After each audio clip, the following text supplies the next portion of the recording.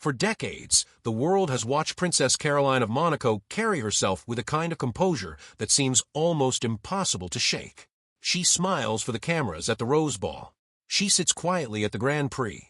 She shows up at gallery openings and charity galas, looking every bit the picture of European elegance her mother once was. But behind that famously calm exterior sits one of the strangest and saddest personal stories in modern royal history, a life defined again and again by loss, and a marriage that technically still exists on paper while having collapsed in every way that matters. To understand why people keep saying things aren't looking good for Caroline, you have to go back to the beginning because her story has never really been about glamour. It has been about survival. Caroline Louise Marguerite Grimaldi was born on January 23, 1957, inside the Prince's Palace of Monaco, the first child of Prince Rainier III and the American film star Grace Kelly, who had given up Hollywood to become a European princess. Growing up, Caroline had every advantage the world could offer. She was educated in Paris, fluent in several languages, and by her late teens, she was already being written about as one of the most photographed young women in Europe. From the outside, it looked like the beginning of a perfect life. That illusion shattered in September 1982. While driving back to Monaco from a family's country home in France, Grace Kelly suffered a stroke behind the wheel. The car went off a steep mountain road. Her younger daughter, Stephanie, was in the passenger seat and survived with injuries, though cruel and unfounded rumors would later circulate suggesting she had somehow been the one driving.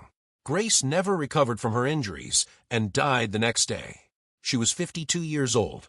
Caroline was only 25.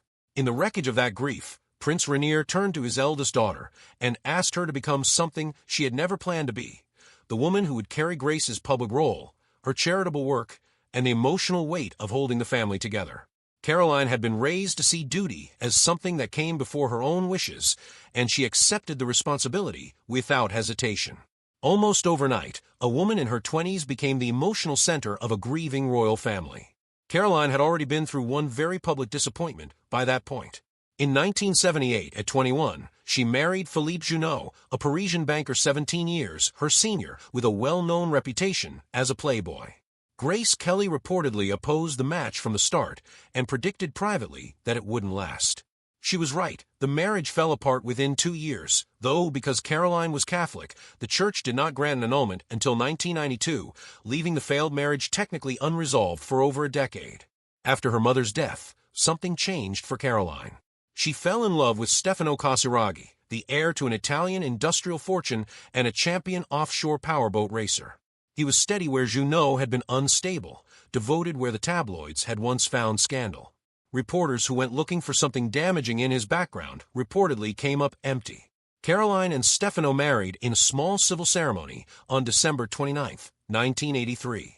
Because her first marriage still hadn't been annulled by the church, they couldn't marry religiously, and because Caroline was already several months pregnant, they chose not to wait. Their son Andrea was born in 1984, their daughter Charlotte in 1986, and their son Pierre in 1987. For a few years, it looked like Caroline had done what no one else in her family seemed able to do: build a stable, happy home, largely out of the media spotlight. Then on October 3, 1990, tragedy struck again.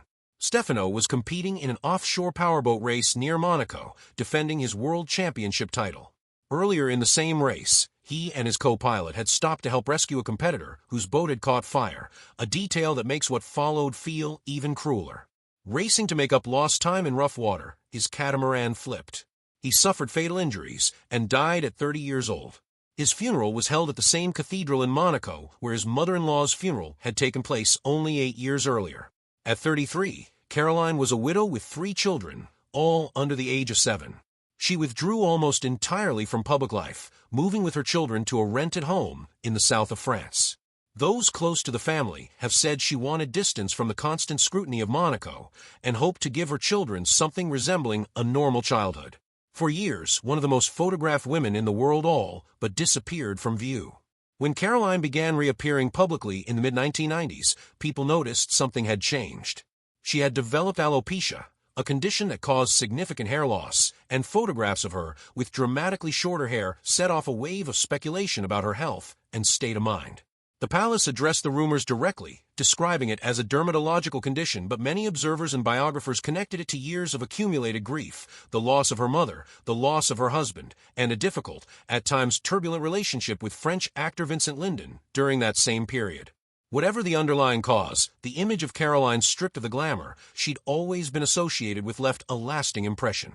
It was during this fragile chapter of her life, while she was still raising 3 young children largely on her own, that she met the man who would become her third husband. Ernst August of Hanover carried an impressive name. Born in 1954, he stood at the head of the historic House of Hanover and was a direct descendant of Britain's King George III, holding old titles like Duke of Brunswick. But those titles came with no actual power. Germany had abolished its monarchies after the First World War, so whatever kingdom his ancestors once ruled no longer existed. What remained was a name, a fortune, and a reputation. That reputation wasn't a good one. Ernst August was widely known across Europe for a volatile temper and a taste for excess, with multiple accounts over the years describing him as repeatedly unfaithful. Since 1981, he had been married to Chantal Hachely, a Swiss heiress from a well-known chocolate manufacturing family, and the couple had 2 sons together. There was also an uncomfortable wrinkle that made the situation especially messy. Chantal was one of Caroline's own friends.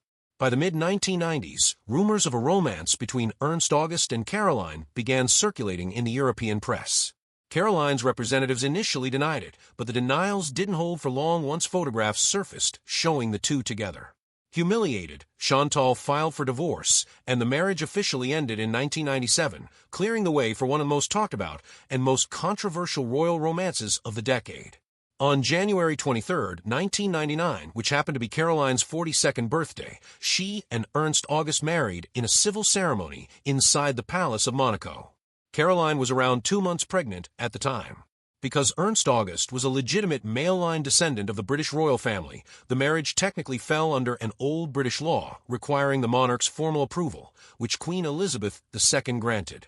Because Caroline was Catholic, however, Ernst August lost his place in the British line of succession as a result of the union. Later that year, on July 20, 1999, Caroline gave birth to their daughter, Princess Alexandra of Hanover, in Austria.